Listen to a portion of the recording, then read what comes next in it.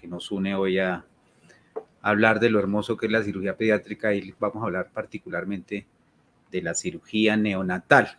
¿Qué significa esto? Durante estos minutos haré un pequeño recuento histórico de lo que es el origen de la cirugía neonatal. Específicamente hablaremos de obstrucción intestinal congénita, de la hernia diafragmática, defectos de la pared abdominal. Vamos a hablar algo del abdomen agudo en el recién nacido, algunas menciones de algunos tumores que tienen los niños recién nacidos y dos cosas específicas de la experiencia en la Fundación Santa Fe de Bogotá. La cirugía pediátrica es una especialidad relativamente nueva, nace hacia finales de los años 30 en Europa y en Estados Unidos. Llega aquí a Colombia con el doctor Hernando Forero Caballero, y sus pioneros a nivel nacional son el doctor Bernardo Ochoa Arizmendi y el doctor Efraín Bonilla Arciniegas. Pero antes, ¿quién operaba a los niños? Es como un círculo alrededor de la cirugía neonatal, en donde pues el niño nace. ¿Quién lo atiende? El obstetra, el doctor Jorge Cristo Saldivia y el doctor Luis María Ferro son los que hacen algunos procedimientos en recién nacidos, sobre todo de reanimación. Desde el punto de vista de la neonatología, el doctor Humberto Gómez Herrera, del Instituto Materno Infantil, también hace algunos procedimientos pequeños en los recién nacidos. Y por supuesto, el fuerte de la cirugía neonatal es el tórax. El doctor Ernesto Andrade Valderrama, el doctor Jaime de la Hoz y Alfonso Bonilla Nar hacen los primeros procedimientos de cirugía. Todo esto lo tomamos de este libro del doctor Hernando Forero Caballero, que es el pionero de la cirugía neonatal en Colombia, en su libro Momentos Históricos de la Cirugía Colombiana. Como un ejemplo, vamos a poner a nivel mundial, el doctor Cameron Hyde hace la primera reconstrucción exitosa de una atresia de esófago. Tiene esto importante en la cirugía neonatal porque es un punto de inflexión frente a muchas cosas. El doctor Cameron Hyde hacia 1939, una niña de 12 días, un peso adecuado, 4.000 gramos, en la Universidad de Michigan, hace una anastomosis término-terminal en un solo plano, extrapleural, es decir, diseca la pleura y se va hacia el mediastino. La opera, hace la anastomosis, hace una pequeña dehiscencia que no la opera, es expectante. El paciente hace una estenosis leve, y el doctor Hyde le hace una dilatación, que es lo que en términos generales se hace actualmente. Vemos que a partir de ese momento, 1940, la mortalidad de esa patología congénita neonatal era del 100%. A raíz de este hito quirúrgico, pues, y en el transcurso de los siguientes 60 años, pues la sobrevida actualmente de la atresia de esófago, como ejemplo de cirugía neonatal, es del 96%, con ciertas características de los pacientes, y por supuesto su mortalidad es menos del 5%. Pero esto no solamente se lo debemos a Cameron Hyde. Nos gusta a los cirujanos figurar como pioneros en un éxito de la medicina, pero no, esto ha sido todo un desarrollo de los grupos interdisciplinarios, empezando por comprender la fisiología del recién nacido. El recién nacido es recién nacido, no es un niño con características específicas de su circulación, por ejemplo, es diferente. Hay unos adelantos dentro de la anestesia que obliga a los grupos de anestesiólogos a dedicarse específicamente a esta disciplina que es la anestesia neonatal. Desarrollo en dispositivos de la vía aérea. son específicos, son especiales para los niños recién nacidos. Desarrollo también en el monitoreo. El monitoreo ha sido muy importante para el manejo pre, trans y posoperatorio del recién nacido, sobre todo medir la saturación de oxígeno y permitir de esta manera una mejor ventilación, por ejemplo, durante la cirugía. La nutrición parenteral es un hito también que logró que la cirugía del recién nacido tuviera éxito. Poder alimentar a un niño que tiene un problema, por ejemplo, del tracto digestivo, que tenga una malformación congénita del tracto digestivo, pues va a hacer que no se pueda alimentar pronto, de manera que obligó a la medicina a desarrollar la nutrición parenteral. De hecho, los primeros casos de Dudrick en nutrición parenteral fueron en niños, no específicamente en recién nacidos, pero sí en niños. Por supuesto, el desarrollo de antibióticos, porque el gran enemigo de la cirugía neonatal a finales del mediados y a finales del siglo XX era la infección. Y, por supuesto, el desarrollo específico de unidades de cuidado intensivo neonatal y, últimamente, el desarrollo de unidades de cuidado intensivo neonatal quirúrgico. Hablemos algo de estas patologías. Empecemos por una patología emblemática, que es la atresia de esófago. Hay clasificaciones, muchas, porque pues se trata de un mal desarrollo entre la tráquea y el esófago. Aquí tenemos en el lado derecho aquí está. Este es de la primera edición del libro de Gross, de cirugía pediátrica, en donde él clasifica la atresia de esófago en estos grupos. Unos sin fístula y otros con fístula y otros simplemente estenóticos. La mayor parte de la atresia de esófago es esta, atresia esofágica con fístula traqueosofágica, está al 85%. Y le sigue la atresia esofágica sin fístula, más o menos un 7 al 8%. Es decir, entre estas dos tenemos el 95% de los casos. Desde el punto de vista de la laparoscopia, como mostró el doctor Fierro, que se está tratando de hacer, pues este esquema no era muy exacto, porque hace que las fístulas se mostraran como a la parte lateral. No, en realidad la fístula está en la parte posterior de la tráquea, lo que obligó a las nuevas técnicas de cirugía mínimamente invasiva tratar de comprender de manera más específica estos esquemas y adaptarlos a las nuevas tecnologías. Un paciente con atresia de esófago, ¿qué tiene? Pues tiene un antecedente de polidramnios, tiene salivación excesiva, regurgitación y dificultad respiratoria con la primera toma del alimento. Las enfermeras nos llaman y dicen, bueno, le pusimos al seno y el niño se atoró. Y hay una dificultad en el paso de la sonda hacia el estómago. Neumonía aspirativa temprana, y con estos signos clínicos, pues solicitamos una radiografía. La radiografía nos va a ayudar muchísimo, porque no solamente nos hace el diagnóstico, como en este caso, que la bolsa proximal se enrolla aquí, mire, la sonda se enrolló, sino que nos da información de cómo es, si tiene gas en el abdomen. Si tiene gas en el abdomen, tiene fístula. Y si tiene fístula, es el 85% de los casos. Nos ayuda a hacer el diagnóstico. Diferente a una atresia esofágica sin fístula. Fíjense ustedes, aquí no se ve muy bien la sonda, pero créanme, no pasa. Y no tiene gas distal. De manera que con un cuadro clínico como el que comentamos anteriormente, una sonda nasogástrica y una radiografía simple de tórax-abdomen, tiene que ser tórax-abdomen, podemos hacer el diagnóstico y la clasificación anatómica de esta patología.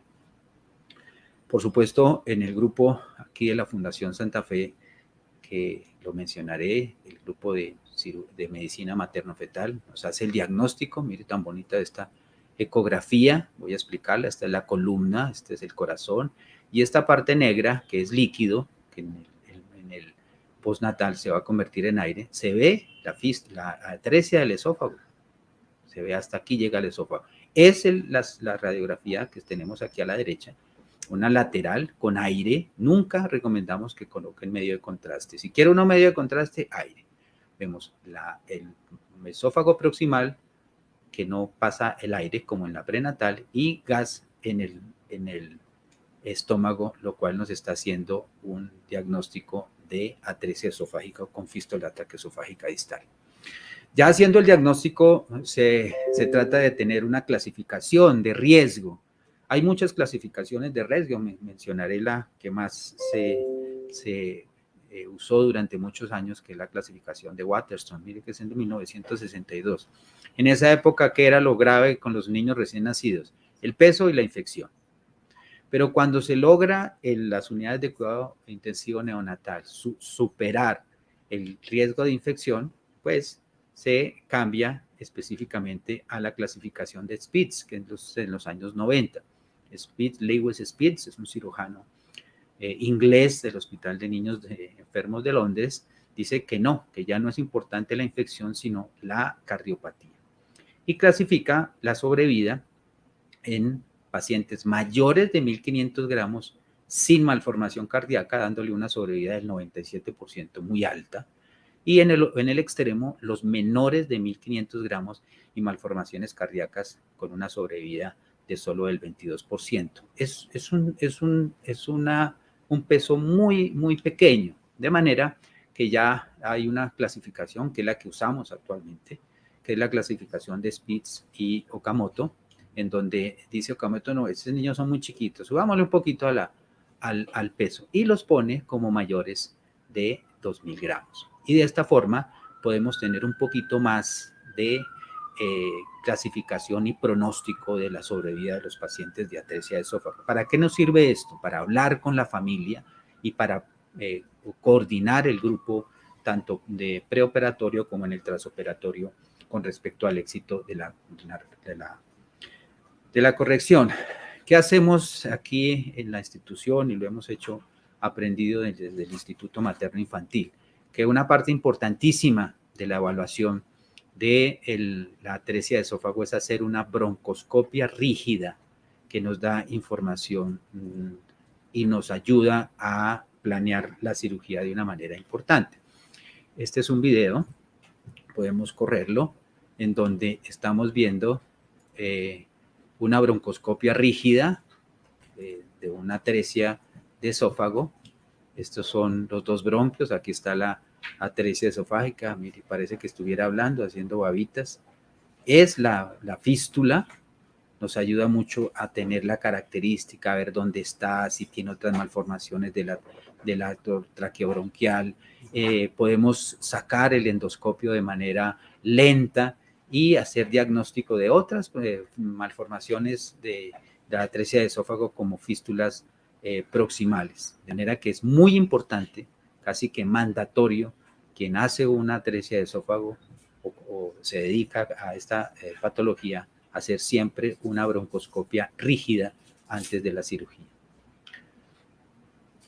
Doctor Fierro ya lo comentó, esto es unas fotos de la corrección de la primera atresia de esófago por toracoscopia que se hizo aquí en este hospital de manera exitosa. Es una forma de abordarla. Voy a mencionar la siguiente patología como unas malformaciones congénitas del tracto digestivo, que son las atresias intestinales y la malrotación intestinal.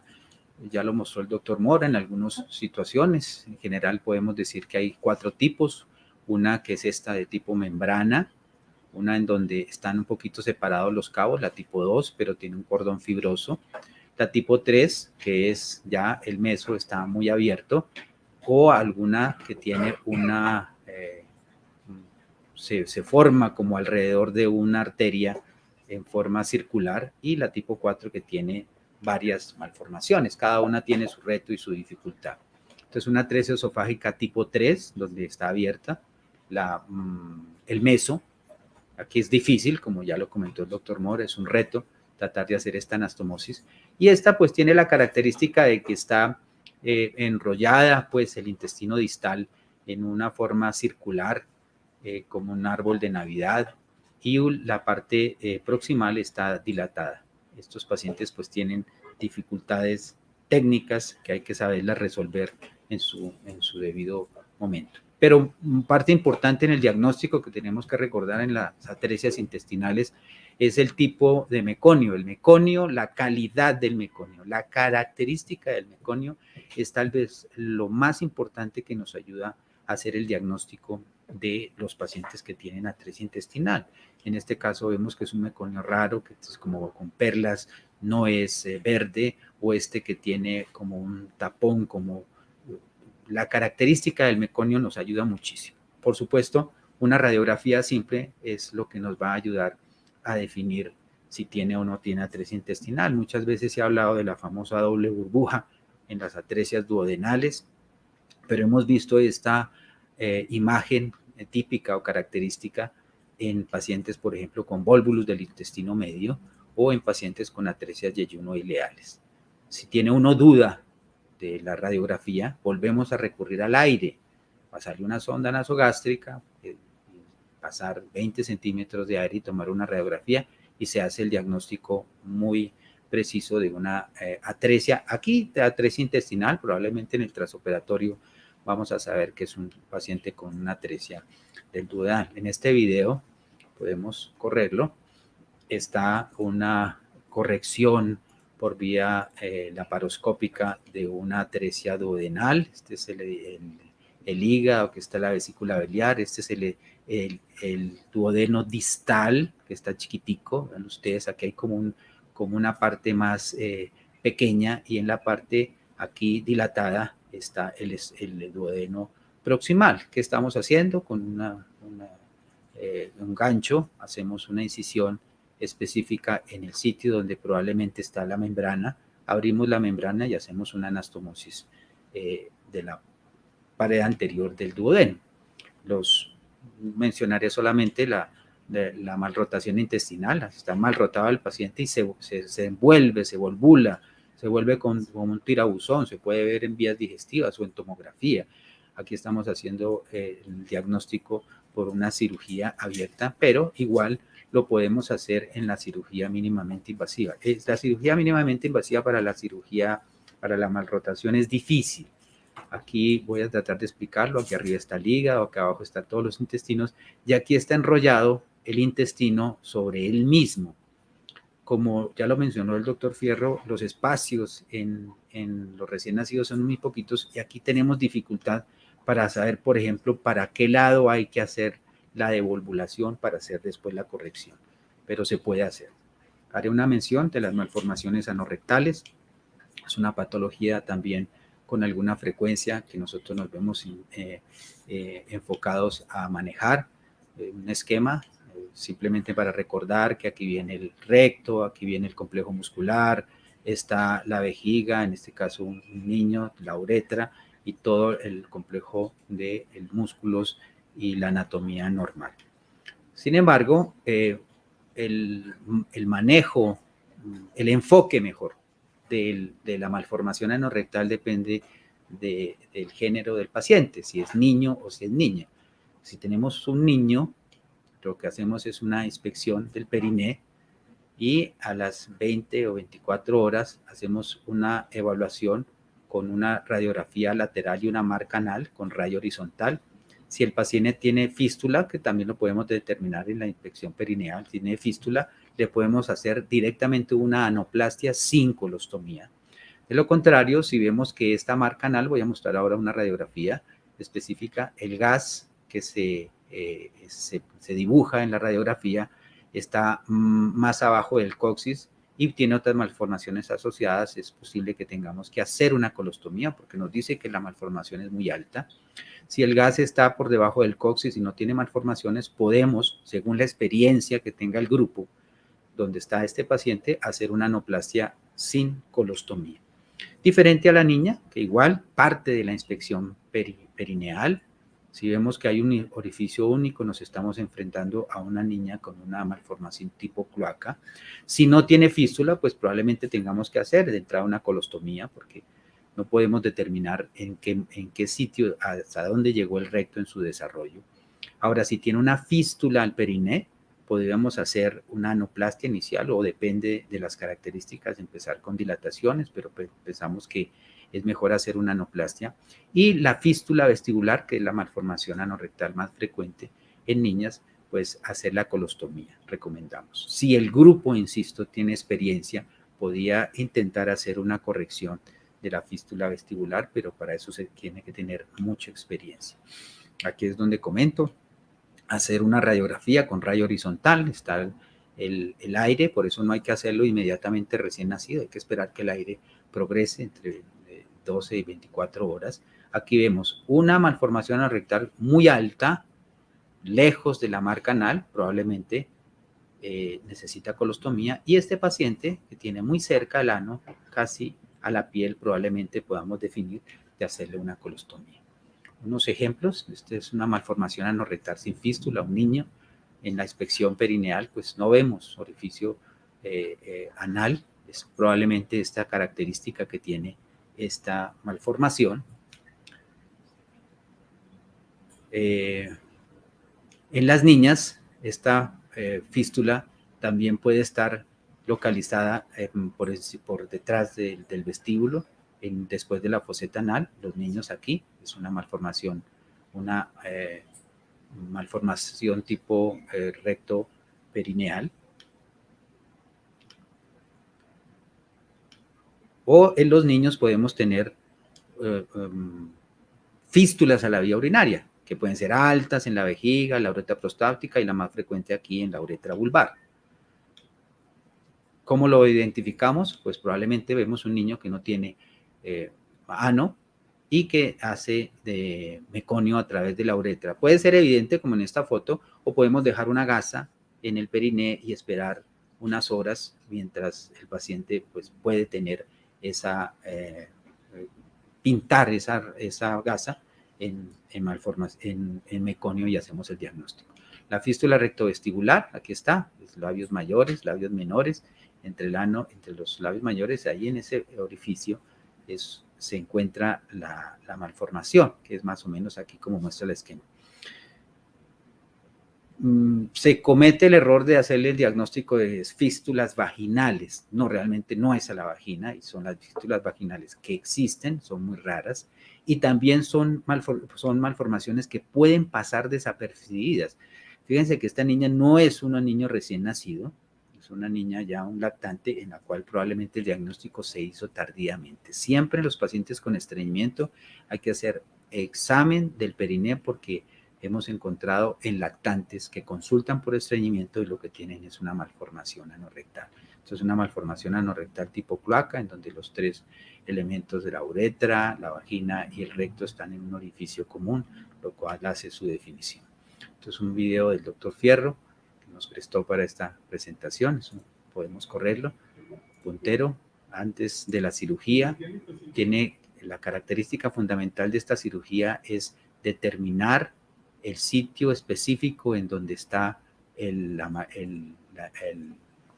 complejo muscular para de esa forma colocar ahí el recto. Se hace una primera evaluación, se realiza la cirugía, no es una cirugía muy bonita a través del periné, se hace una incisión y se reconstruye todo el periné. Podemos pasar el video también. Y al final hacemos la estimulación del complejo muscular en donde pues se ve que el paciente tiene su ano donde debe ser. ¿Cuál es el objetivo fundamental de esta cirugía? La continencia fecal y lo que podamos lograr reconstruir de esta manera y darle una calidad de vida a los pacientes. Voy a mencionar rápidamente algo sobre la hernia diafragmática. La hernia diafragmática pues tiene una mortalidad oculta del 20%, es decir, los pacientes es paradójicamente, entre más temprano se haga el diagnóstico desde el punto de vista prenatal de una hernia diafragmática, es más severa. Produce hipoplasia pulmonar, hace hipertensión pulmonar, tiene un alto malformaciones asociadas, hasta un 35%, y la mayoría de ellas son izquierdas. Esta es una ecografía prenatal, también aquí del grupo de malformaciones de alteraciones congénitas. Aquí está en el tórax. Aquí hay una imagen que ocupa el tórax con líquido, como con burbujas. Es una hernia diafragmática. La característica de la hernia diafragmática prenatal es que tiene un abdomen excavado. ¿Por qué? Pues porque todo está aquí en el tórax a través de un defecto de posterolateral que hace que el contenido abdominal esté en el tórax, y es característico esto, pacientes con el tórax excavado. Les toma uno una radiografía y encuentra esto, las asas intestinales. Esta es una hernia izquierda, que es la más frecuente. Pueden ser grandes y hacen que prenatalmente ha ocupado este espacio. Entonces hay una hipoplasia pulmonar del sitio donde está la hernia, pero también del sitio contralateral, porque obviamente no se ha podido desarrollar activamente los dos pulmones. Tenemos también hernias derechas que son más complejas por la corrección. Hay que tener en cuenta que ahí está el hígado y tenemos dificultad para hacer esta corrección, pero igual derechas e izquierdas son imágenes típicas de hernia diafragmática. El tratamiento es interdisciplinario, como se ha hecho siempre aquí en la fundación. Necesitamos la participación de la unidad de cuidado neonatal, del neonatólogo, hacer monitoreo pre y postductal, utilizar todos los elementos que tengamos: ventilación de alta frecuencia, ventilación permisiva, administración de surfactante, óxido nítrico, ECMO, como lo mostró el doctor Mora, y en algunos casos oclusión tracal para manejo prenatal para la hernia diafragmática. En este video podemos correrlo. Es una hernia diafragmática de abordaje abdominal. Se puede hacer también por tórax. De hecho, preferimos hacerlo por tórax. Este es todo el intestino. Este es el colon. Estamos tratando de hacer la reducción de la hernia diafragmática a través del defecto. No, este es por tórax.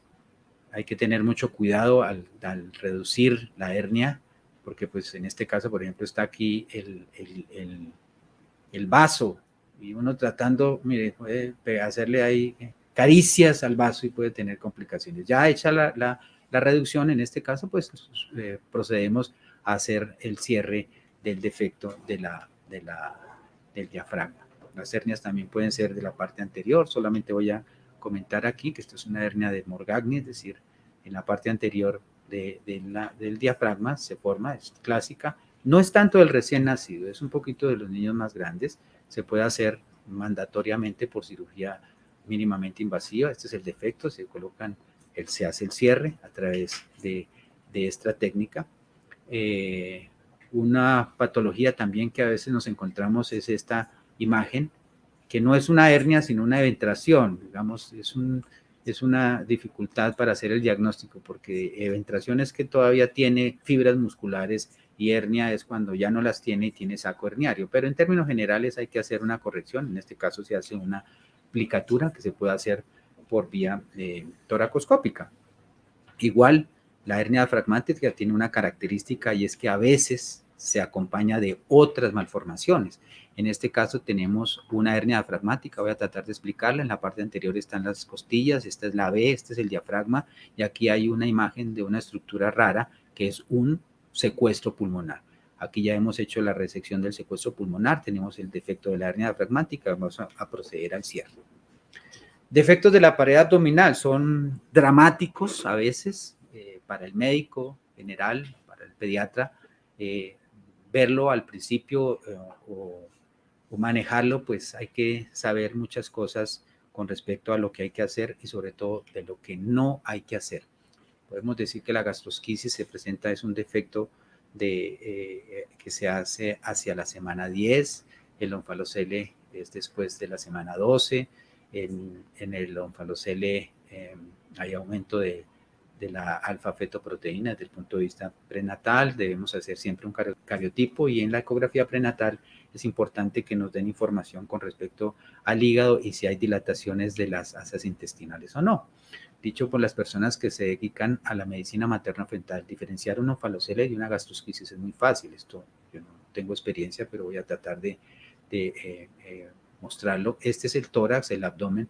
Esta no es la cabeza del niño, este es el onfalocele, ya que hay parte de hígado donde se ven algunos vasos dentro del hígado. Y en la gastrosquisis, pues es diferente. Mire, están las asas ahí como nadando en el líquido amniótico. Los médicos de medicina materno-fetal les encanta medir aquí el grosor de la pared para mirar si hay asas y trabajar conjuntamente para definir el momento y el sitio de la vía del parto. A pesar de que se habla siempre de defectos de la pared abdominal, yo creo que el onfalocele y la gastrosquisis son dos entidades completamente diferentes. El onfalocele, pues, ahorita vamos a ver una tabla para recordar, está cubierto por amnios, el ombligo es central, generalmente el defecto es grande o pequeño y está en la línea media, mientras que la gastrosquisis siempre el ombligo está al lado izquierdo, el defecto es derecho, el intestino está por fuera, está inflamado y a veces podemos encontrar otras estructuras, pero generalmente es intestino. Esta es la tabla que les comento, que hay que recordar los defectos. Voy a mencionar solo gastrosquisis, el defecto es pequeño, no tiene saco, el ombligo es izquierdo, quiere decir que el defecto es derecho, no se asocia con malformaciones, generalmente cuando las tiene son atresias intestinales, el intestino está inflamado, generalmente está presente y una característica es que las mamás son jóvenes, el promedio de edad son 20 añitos, mientras que el onfalocele pues tiene estas características y las mamás son maduras. El manejo, que es lo importante, siempre insistimos, es un manejo interdisciplinar. Hoy en día, si los pacientes llegan a un sitio donde tengan experiencia de todos estos personajes, a los pacientes les va muy bien. Hay que mantener la temperatura corporal porque eso es como un radiador, los intestinos por fuera pierden mucho calor, hay que colocarles una sonda nasogástrica y aspirarles a veces el meconio y esto es importantísimo para el traslado o el transporte neonatal. Hay que colocarles 2 veces los requerimientos de líquidos. Los pacientes que nos llegan aquí a la fundación remitidos con defectos de la pared abdominal, la mayoría de ellos están deshidratados. Ponerles vitamina K y buscar siempre las malformaciones asociadas. Voy a mostrar algunos ejemplos de cómo se deben trasladar estos pacientes. La mejor recomendación son estas bolsas de Fiaflex. Fíjense que colocarlas con una espadadrapo suave, en estos casos de plástico, no es necesario llenarlo de espadadrapo. Y la característica fundamental es que dentro de esta bolsa siempre vamos a encontrar esto, mire, vapor. ¿Por qué? Porque se deshidratan. Por eso en la reanimación, con 2 veces los requerimientos de líquido, pues son muy importantes. Este es otro paciente también más grande, que le hicieron como una cincha aquí por detrás, muy bien, solamente para cubrirlo y evitar que pierda líquido. O colocar también, se puede colocar estos espadrapos, esto es una Fixomul. No recomendamos que le pongan espadrapo de papel, porque eso se despega y llegan con todo el espadrapo puesto. Fíjense otra vez aquí el vaporcito dentro de la sonda. Este es un caso de aquí de la fundación, en donde se hizo un diagnóstico prenatal, estaba todo el grupo pendiente, está quien hizo el grupo de obstetricia haciendo la cesárea, en este caso por indicaciones obstétricas. El niño nace, tenía una gastrosquisis, nace inmediatamente y se lo pasa al grupo de neonatología haciendo la reanimación. El cirujano, ¿qué hace? Nada, toma fotos. Y ya cuando el paciente está en mejores condiciones reanimado, pues lo tenemos en las mejores condiciones. Aquí nosotros procedemos a hacer, en este caso le pusimos un silo porque no podíamos reducirlo totalmente. De manera que ellos, cuando se hace este grupo interdisciplinario, les va muy bien a los pacientes. Lo que estamos usando últimamente es proponer un tipo de silo, que es el mismo retractor de fascia que usamos para la apendicitis. Es una buena opción. Aquí tenemos un paciente con una gastrosquisis, colocamos el Alexis, nos permite tal vez reducirlo de una manera adecuada y después tenemos el paciente aquí con su piel conservada, muy bien hecho y podemos hacer un cierre secuencial con este Alexis. Estos son pacientes que tenemos manejados acá con unas cicatrices muy pequeñas, casi imperceptibles con este tipo de patología. El abdomen agudo en el recién nacido pues es diferente al abdomen agudo en un niño grande. La causa fundamental pues es la enterocolitis, que ya lo comentó el doctor Mora. ¿Qué característica tiene? Pues que es un paciente que está distendido, en malas condiciones, tiene deposición con sangre y tiene un drenaje verde por la sonda nasogástrica. En el examen abdominal, pues tenemos esa característica que se puede poner con mucho eritema, distendido, insisto, es un paciente séptico y que tiene esta característica. Decimos que tiene una parte roja, una parte blanca y una parte roja, decíamos como la camiseta junior. Si tiene un paciente eso, es muy probable que tenga una enterocolitis con peritonitis generalizada y es un paciente que probablemente tengamos que operar. Le tomamos una radiografía y tiene esta característica, esta en el colon, aire en la pared abdominal, miren acá, el colon descendente, es típico una hematosis intestinal, o puede tener algo mucho más evidente, como también lo mostró el doctor Mora, un neumoperitoneo, se ve el hígado volando, aquí se ven las asas intestinales con aire afuera y aire adentro, o buscar un signo que es clásico en el hígado, que son estas líneas negras que llegan hasta la periferia del hígado, que se llama portograma. Esto todo nos indica que el paciente deba ser llevado a cirugía, que son estos problemas de necrosis. La neumatosis intestinal es esto, aire en la pared abdominal, es como la cosita esa que uno espicha con aire donde vienen los electrodomésticos, que uno vive feliz espichándolo. Es exactamente lo mismo, o a veces tienen necrosis y grandes segmentos intestinales pues, que requieren resección. Dos cositas con respecto a los tumores, los recién nacidos pueden tener tumores. Uno de los clásicos es el teratoma sacrococcígeo, que se puede hacer aquí con diagnóstico prenatal. Eso es una resonancia en donde se ve el teratoma sacrococcígeo. Estos son los pies, el fémur del bebé, aquí está su espalda y aquí tiene su teratoma. Exactamente es este tumor que tiene que tener una reconstrucción que se debe hacer en el periodo neonatal, lo hemos hecho. Otros tumores también de los recién nacidos, este es un neuroblastoma que tiene metástasis a la piel, o este paciente que tiene un rhabdomiosarcoma a nivel perineal. Es decir, el recién nacido no solamente nace con malformaciones, sino puede nacer con tumores malignos.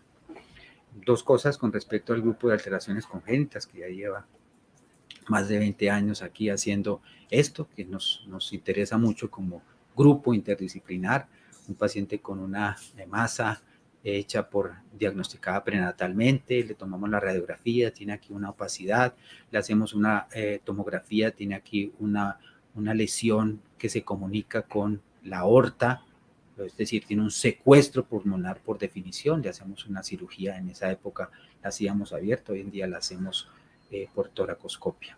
Ya tratamiento extraútero, intraparto, que ya comentó el doctor Mora, fue un caso de un balón que colocaron por fuera de la institución, llegó acá, le hicimos, obstetricia le hizo el abordaje, se hizo la broncoscopia y se extrajo el balón, de manera que también hemos sido pioneros en esta forma de terapéutica, igual lo comentó el doctor Mora con respecto a el ECMO en recién nacidos, no me voy a detener al respecto. ¿Cuáles son los problemas que tenemos ya desde el punto de vista de la investigación en cirugía neonatal? Pues porque las incidencias son muy bajitas, es decir, es imposible hacer estudios rigurosos con respecto a la evidencia.